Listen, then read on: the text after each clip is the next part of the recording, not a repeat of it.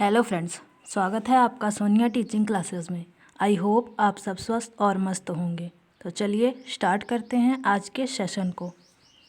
आज का हमारा सेशन है सीटेट के लिए हिंदी पेडागोगी के प्रीवियस ईयर के कुछ इम्पॉर्टेंट क्वेश्चन जो आपकी तैयारी को और बेहतर बनाएंगे। चलिए स्टार्ट करते हैं। पहला क्वेश्चन है, तमिल भाषी रवि प्रायः भजन को भजन कहता है। भाषा शिक्षक के रूप में आप क्या करेंगे?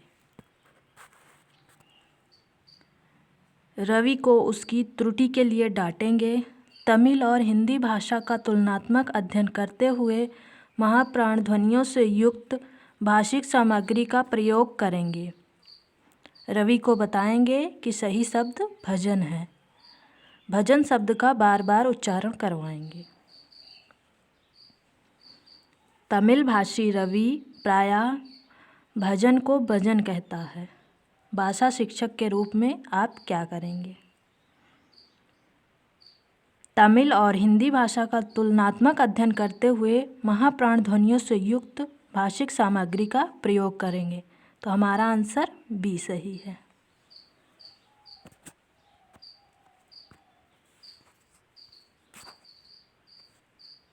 बहुभाषिकता भाषा सीखने में बहुत बड़ी बाधा है। भाषाई समृद्धि को खतरे में डालती है। भाषा सीखने में बाधा उत्पन्न करती है। भाषा सीखने में एक महत्वपूर्ण संसाधन है। बहुभाषिकता भाषा सीखने में एक महत्वपूर्ण संसाधन है। ऑप्शन डी सही उत्तर है। नेक्स्ट है, बच्चे विद्यालय आने से पहले भाषा के चारों कौशलों पर पूर्ण अधिकार रखते हैं। अपनी भाषा की नियमबद्ध व्यवस्था की व्यवहारिक कुशलता जानते हैं। कोरी स्लेट होते हैं। भाषा का समुचित उपयोग करने में समर्थ नहीं होते। बच्चे विद्यालय आने से पहले अपनी भाषा की नियमबद्ध व्यवस्था की व्यवहारिक कुशलता जानते हैं। ऑप्शन बी हमारा सही आंसर है। नेक्स्ट है, भाषा का प्राथमिक रूप है सांकेतिक, व्याकरणिक, लिखित या मौखिक। भाषा का प्राथमिक रूप है सांकेतिक। ऑप्शन ए सही है। नेक्स्ट है, गणित, विज्ञान, सामाजिक विज्ञान की कक्षाएं एक तरह से भाषा की ही कक्षाएं हैं। इस कथन के समर्थन में कौन सा तर्क सबसे कमज़ोर है? विभिन्न विषयों के शिक्षण में भाषा शिक्षण का एक मुख्य उद्देश्य होता है। विभिन्न विषयों की अवधारणात्मक समझ की अभिव्यक्ति भी भाषा विशेष में होती है। विभिन्न विषयों की अवधारणाएं किसी भाषा विशेष से बनती हैं। विभिन्न विषयों के अध्ययन अध्यापन में भाषा साधन का कार्य करती है। गणित, विज्ञान, सामाजिक विज्ञान की कक्षाएं एक तरह से भाषा की ही कक्षाएं हैं।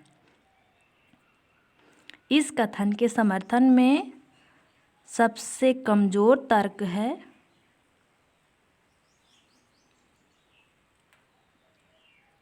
डी। तो आंसर हमारा डी सही है। विभिन्न विषयों के अध्ययन अध्यापन में भाषा साधन का कार्य करती है।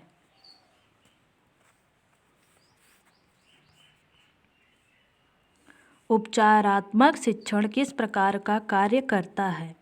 आदेशात्मक, अनुदेशात्मक, नकारात्मक, सैद्धांतिक।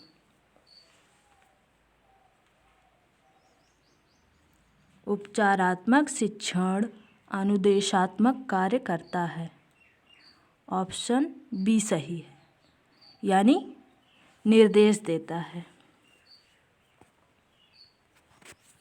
नेक्स्ट है, प्रवाहमयता मौखिक अभिव्यक्ति की एक महत्वपूर्ण विशेषता है। निम्नलिखित में से किससे प्रवाहमयता का संबंध सर्वाधिक है? विराम चिन्हों के उचित प्रयोग से अभिव्यक्ति में सम्यक गति, सरल व सुबोध भाषा का प्रयोग करना, वार्तालाप करते समय शिष्टाचार का ध्यान रखना, सर्वमान्य भाषा के प्रयोग के साथ साथ अप्रचलित शब्दों का भी प्रयोग करना। प्रवाहमयता मौखिक अभिव्यक्ति की एक महत्वपूर्ण विशेषता है। प्रवाहमयता का संबंध है विराम चिन्हों के उचित प्रयोग से अभिव्यक्ति में सम्यक गति। तो ऑप्शन ए सही है। नेक्स्ट है, हिंदी विषय के मूल्यांकन हेतु वस्तुनिष्ठ प्रश्न पद्धति की आवश्यकता का मुख्य कारण क्या है? छात्रों को अंक देना सरल और अधिक विश्वसनीय होता है। छात्रों को संपूर्ण पाठ्यक्रम का अध्ययन नहीं करना पड़ता। छात्रों को मौलिक अभिव्यक्ति का पूर्ण अवसर प्राप्त होता है। छात्रों की लेखन शैली और भाषा शैली की पूर्ण जानकारी प्राप्त कर सकते हैं।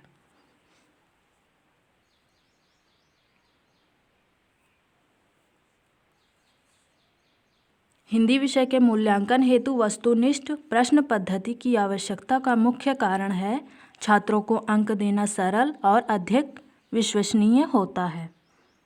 ऑप्शन ए सही है। नेक्स्ट है, आजकल इस बात पर जोर दिया जाता है कि छात्रों में विषय वस्तु को रटने की प्रवृत्ति को कम करने के लिए प्रश्नों का निर्माण किया जाए। किस प्रकार के प्रश्नों से बालक में रटने की प्रवृत्ति को बढ़ावा मिलता है?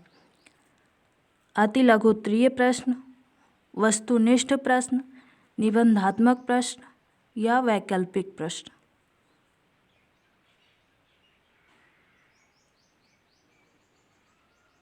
तो इसमें हमारा सही आंसर है सी।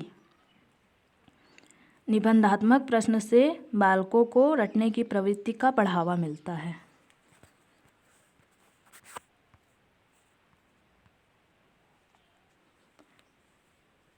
शिक्षक कक्षा में उदाहरण प्रस्तुत करता है, फिर नियम बताता है। शिक्षक द्वारा अपनाई गई विधि कहलाती है आगमन विधि, प्रयोग विधि, निगमन विधि या खेल विधि। ऑप्शन ए सही है। पहले उदाहरण बताकर फिर नियम बताना, यह आगमन विधि कहलाती है जो अरस्तु द्वारा दी गई है। नेक्स्ट है, हिंदी भाषा की पाठ्य पुस्तक में लोकगीतों को शामिल करने का कौन सा उद्देश्य सबसे कम महत्वपूर्ण है?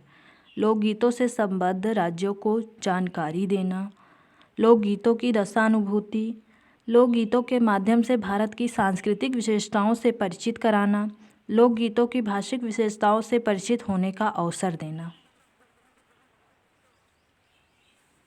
हिंदी भाषा की पाठ्य पुस्तक में लोकगीतों को शामिल करने का सबसे कम महत्वपूर्ण उद्देश्य है लोकगीतों से संबद्ध राज्यों की जानकारी देना। ऑप्शन ए सही आंसर है। नेक्स्ट है, भाषा की प्रकृति के संबंध में कौन सा कथन उचित नहीं है? भाषा कठोरता से व्याकरणिक नियमों का अनुसरण करती है। भाषाएं एक दूसरे के सानिध्य में परिष्कृत होती हैं। भाषा एक नियमबद्ध व्यवस्था है। भाषा का जितना अधिक प्रयोग किया जाएगा उतनी ही भाषा पर पकड़ मजबूत होगी। भाषा की प्रकृति के संबंध में उचित कथन नहीं है। भाषा कठोरता से व्याकरणिक नियमों का अनुसरण करती है। आंसर ए सही है। नेक्स्ट है, प्राथमिक स्तर पर आप कहानियों कविताओं में से किस पक्ष को सबसे ज़्यादा महत्वपूर्ण मानते हैं? प्रत्यक्ष उपदेशात्मक कहानियों कविताओं का व्याकरणिक नियमों की जानकारी की दृष्टि से समृद्ध होना, घटनाओं शहरों पदों में दोहराव, प्रतिष्ठित लेखकों की कहानियाँ कविताएं बच्चों को पढ़ाना। इसमें हमारा सही आंसर है बी। प्राथमिक स्तर पर कहानियाँ कविताओं का व्याकरणिक नियमों की दृष्टि से समृद्ध होना ज़्यादा महत्वपूर्ण है।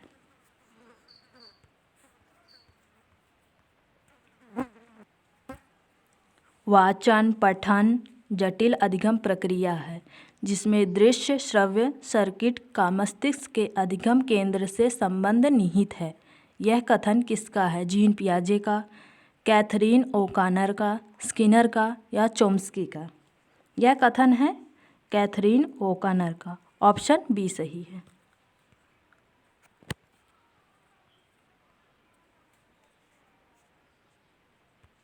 नेक्स्ट है, प्रायः कक्षा में अधिकतर बच्चों में व्याकरण संबंधित त्रुटियां पाई जाती हैं, जिस कारण उनका भाषा शिक्षण अनियमित तथा अस्थिर हो जाता है। यह कथन भाषा संबंधी किस विकार से संबंधित है? व्याकरण संबंधी, दृष्टि संबंधी, वर्तनी संबंधी या उच्चारण संबंधी? प्रायः कक्षा में अधिकतर बच्चों में व्याकरण संबंधित त्रुटियां पाई जाती है, जिस कारण उनका भाषा शिक्षण अनियमित तथा अस्थिर हो जाता है। यह कथन व्याकरण संबंधी विकार से संबंधित है। ऑप्शन ए सही है। फ्रेंड्स, आप मेरे इस वीडियो के बारे में कमेंट सेक्शन में ज़रूर बताइएगा। आपको वीडियो पसंद आई हो तो लाइक कीजिए, शेयर कीजिए और चैनल को सब्सक्राइब कीजिए। Thank you.